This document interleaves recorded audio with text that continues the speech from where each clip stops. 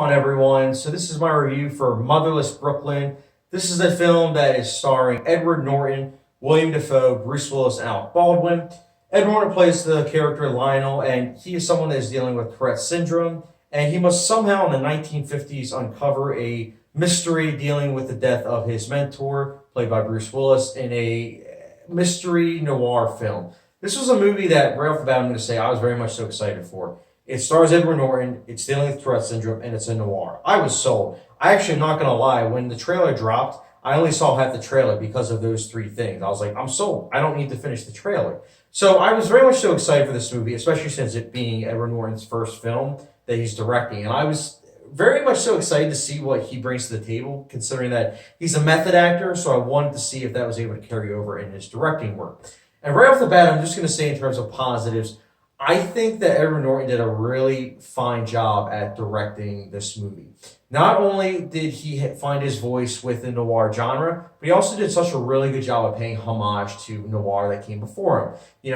And not only that, but he also paid homage to neo-noir films. And I like that. I like when a director is able to pay homage to other films that obviously they were taking from, but at the same time finding his own voice. And I think that that's important, and I think Edward Norton definitely did that. He deals with a lot of themes in his script, such as like racism, acceptance, division, and politics, and just like the workplace. And I think that these are all topics that obviously you've probably seen before in other movies, but in this movie, it is handled with an aplomb. I think that it's done very well, and it's kind of helped by the fact that the performances are all very convincing.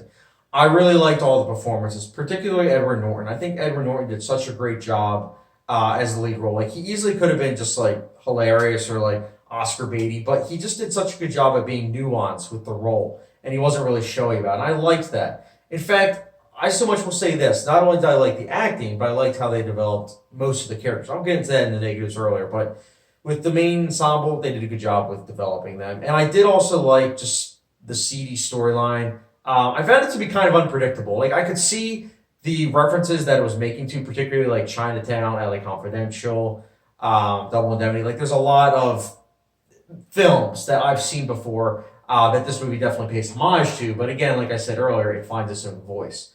Also, I really liked the filmmaking. I think that the way this is shot is really good. It's so luscious. And the production design and costume design are on point. I absolutely loved the 1950s feel to it. I really liked it. Also, I liked how everyone was wearing fedoras, which was during that time period. I love fedoras. So this movie gave me a reason to finally, wear this. But it's also not only that, but it's a film that also is engrossed with the score. Like, it's nuanced in some scenes, but when it has to actually be showy, it does a good job of being as such. There's also some thrilling scenes. There's some funny scenes too. Not too many, but there's definitely a movie here that I feel like is audience friendly. Like, I don't think that this is a movie that, going into it, I thought wasn't going to be audience friendly.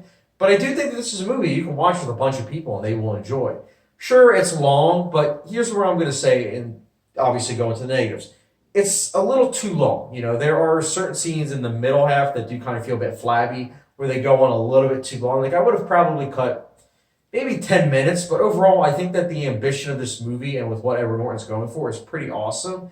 I do kind of wish that there were certain characters, like I mentioned in the positives, how there are some performances and some characters that are really well fleshed out and well developed, enough to where by the end it's like, oh, that was cool. But there are some other characters in the ensemble that I kind of wish that they focused a little bit more on.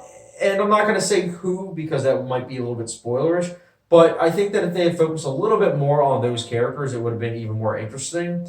I do like, again, the twists and turns, but I do think that those two negatives do kind of dampen the enjoyment a little bit. But nonetheless, it's still a good movie. Like, this is a movie that I could see myself rewatching, because not only as a fan of neo-noir and noir, but also just as someone that loves movies. Like, this is a movie that clearly was made by someone with a passion for filmmaking.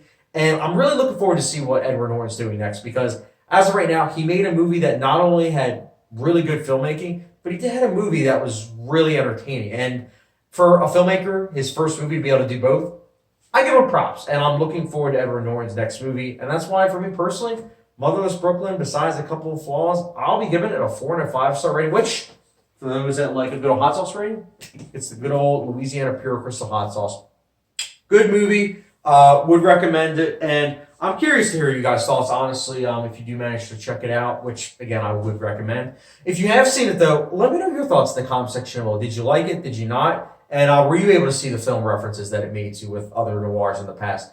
Let me know in the comment section below. And as always, don't forget subscription, notification bell, and I'll catch you guys later.